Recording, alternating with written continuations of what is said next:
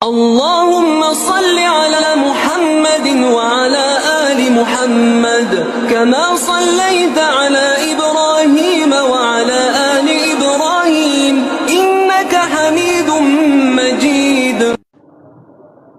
نحمده ونصلي على رسوله الكريم.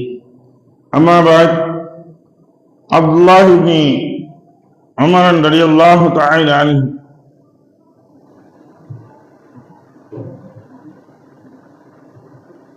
قال: لم يكن رسول الله صلى الله عليه وسلم يستلم من أركان بيتي إلا الركن الأسود والذي يليه من نحو دور الجمحين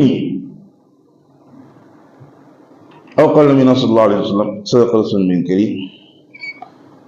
அருமைக்குரிய சகோதரர்களே, பெரியவர்களே, காபாவை வலம் வரக்கூடிய சமயத்துல அது சதுர வடிவில் உள்ளதுதான் காபா.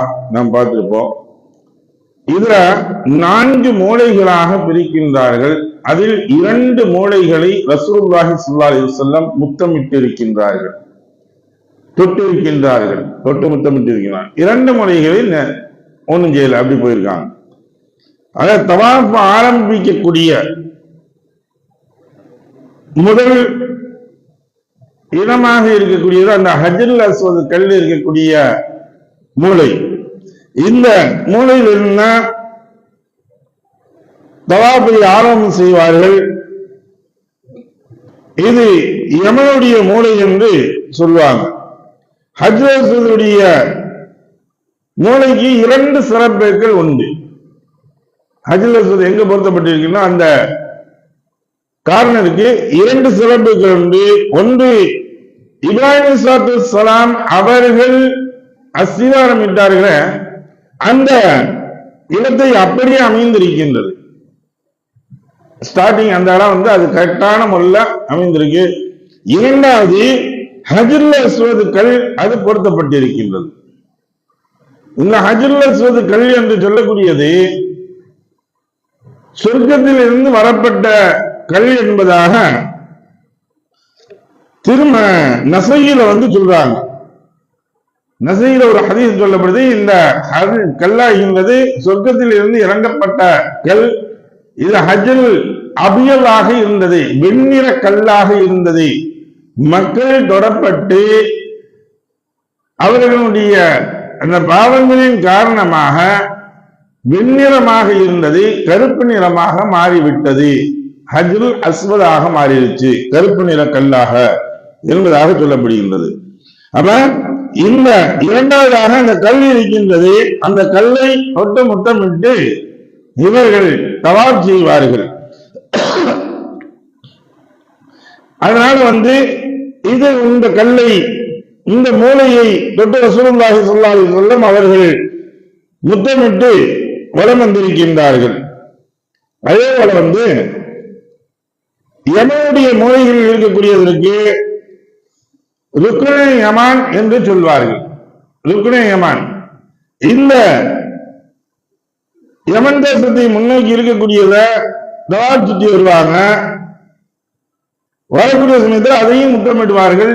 ஏனென்றால் அதற்குரியது ஒரே ஒரு சிறப்புனா, அந்த காபத்துல்லாஹ் இப்ராஹிம் அலைஹிஸ்ஸலாத்து வஸ்ஸலாம் அவர்கள் கட்டப்பட்டதுடைய அந்த காபத்துல்லாஹுடைய அஸ்திவாரம் அப்படியே அந்த இடங்கள் அமைக்கப்பட்டிருக்கின்றது. அதனால இந்த ருக்னே யமானையும் சரி, ஹஜ்ருல் அஸ்வத் இருக்கக்கூடிய இடங்களும் சரி, 2 இடங்களையுமே தொட்டு முத்தம் செஞ்சுவாங்க. அந்த இடங்கள்ல தொட்டு முத்தம் சொல்லி ரசூலுல்லாஹி செஞ்சிருக்காங்க. அதுக்கு பிறகு இருக்கக்கூடிய எஞ்சிய 2 இடங்களை ஒண்ணு செய்யவில்லை, நாம அதை கடந்து செல்ல வேண்டியதான். ஷாமுடைய தேசத்தை முன்னோக்கியதாக அந்த மூலை இருக்கும். ருக்னே ஈராக்கி என்று சொல்வார்கள். அதே போன்று மற்றொரு பக்கத்தில் இருக்கக்கூடியது ஈராக் தேசத்தை முன்னோக்கி சிரியாவில் இருக்கக்கூடிய இதுதான் ருக்னே ஷாமு. ஈராக் தேசத்தை முன்னோக்கி இருக்கக்கூடியது ருக்னே ஈராக் என்று சொல்வார்கள்.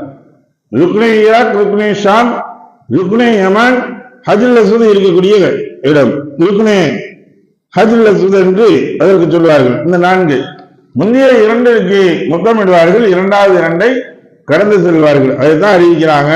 அப்துல்லாஹி இப்னு உமர் ரலியல்லாஹு தஆலா அவர்கள் கூறியதாவது, ரசூலுல்லாஹி ஸல்லல்லாஹு அலைஹி வஸல்லம் அவர்கள் ஹஜ்ருல் அஸ்வத், ருக்னே யமான் ஆகிய 2 யமனிய மூலைகளை தவிர இறையில்லம் காபாவில் வேறு எந்த இடத்தையும் தொட்டு முத்தமிட்டதை நான் பார்த்ததில்லை என்பதாக அப்துல்லா இப்னு உமர் ரலியல்லாஹு தஆலா அவங்க அறிவிக்கிறாங்க.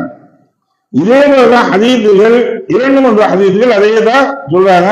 ஹஜ்ருல் அஸ்வதுடைய கல்லு ருக்னுல் யமான் 2 இடங்களை மட்டும்தான் ரசூலுல்லாஹி ஸல்லல்லாஹு அலைஹி வஸல்லம் முத்தமிட்டிருக்கின்றார்கள், பாக்கி எஞ்சிய இடங்களை முத்தமிடவில்லை என்பதாக குறிப்பிடப்படுகின்றது. எதை படித்தோமோ எதை கேட்டோமோ அதை விளங்கி நடக்கக்கூடிய நன்பாக்கியங்களை வல்லல்லாஹு உங்களுக்கும் எனக்கும் தந்த அருள்வானாக. வாஹிர் தாவனா அல்ஹம்துலில்லாஹி ரப்பில் ஆலமீன். சுப்ஹானல்லாஹி வபிஹம்திஹி சுப்ஹானக்கல்லாஹும்ம வபிஹம்திக வனஷ்ஹது அல்லா இலாஹ இல்லா அன்த வனஸ்தக்பிருக வனதூபு இலைக். ஆமீன். சுப்ஹான ரப்பிக ரப்பில் இஸ்ஸத்தி அம்மா யசிஃபூன் வஸ்ஸலாமு அலல் முர்ஸலீன் வல்ஹம்துலில்லாஹி ரப்பில் ஆலமீன்.